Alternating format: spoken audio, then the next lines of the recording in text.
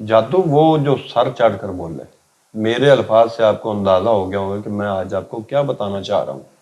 मैं आज आपको इंतहाई हैरत अंगेज असर रखने वाली जड़ी बूटियाँ जो कि जादुई असर रखती हैं उनके मुतल्लक बताऊँगा, जिससे आपकी सेहत साल साल अच्छी से अच्छी रह सकती है।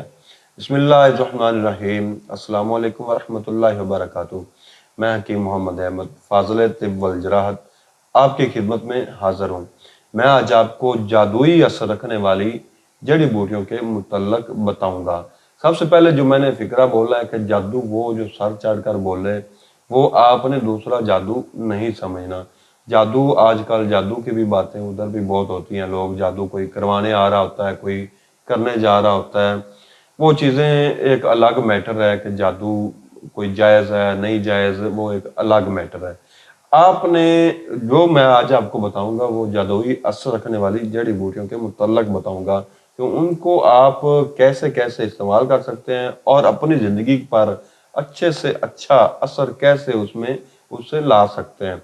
सबसे पहले मैं आज आपको बताऊंगा कि ये शहद मेरे सामने पड़ा है। इसको इस्तेमाल करने के भी कई तरीके हैं और इसके फ़ायदे भी बेतहाशा हैं।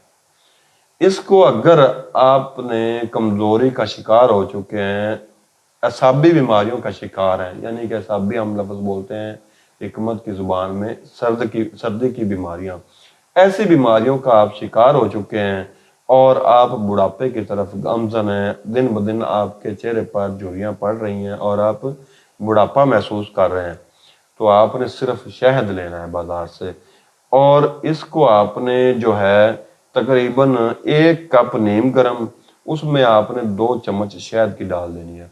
ये आपने खाना खाने से पहले इसका 1 कप पी लेना है। इससे आपको हैरत अंगेज फ़ायदा होगा, आपका मैदा वाश हो जाएगा और आपको जो नकाहत वगैरह होती है, कमज़ोरी वगैरह होती है, वो इससे आपको बहाली मिल जाएगी, आप बिल्कुल फ्रेश हो जाएंगे।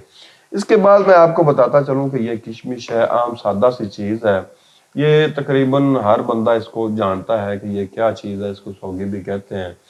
इसका इस्तेमाल भी जो एसाब पर है, पट्ठों पर है, बच्चों के दिमाग पर है, बच्चों के एसाब पर है, बच्चों की जिस्मानी नशोनुमा पर है, वो इंतहाई हैरत अंगेज होता है।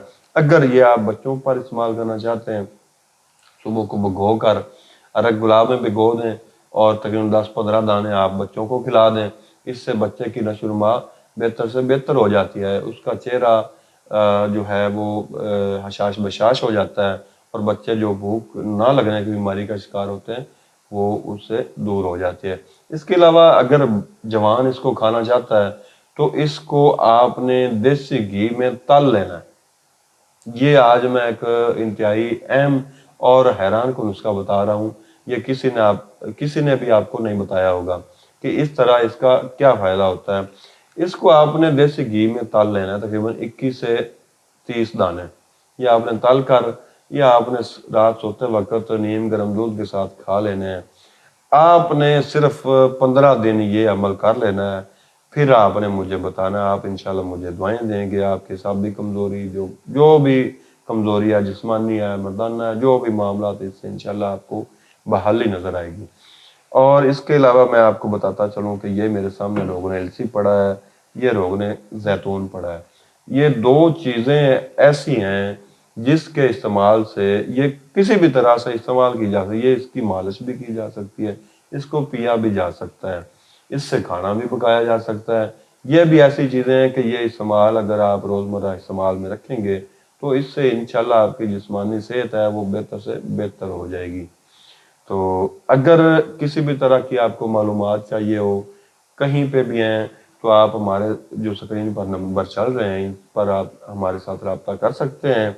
हम आपको फ्री मशवरा जात मुहैया करने के लिए 24 घंटे मौजूद हैं। इसके अलावा अगर आपको मेरी ये वीडियो पसंद आई हो तो लाइक भी कीजिएगा और शेयर भी कीजिएगा ताकि ज़्यादा से ज़्यादा उम्मत जो है वो मुस्तफ़ीद हो सके। तो दुआ में याद रखिएगा। अल्लाह आपका और हम सबका हामी और नासर हो। अल्लाह हाफिज़।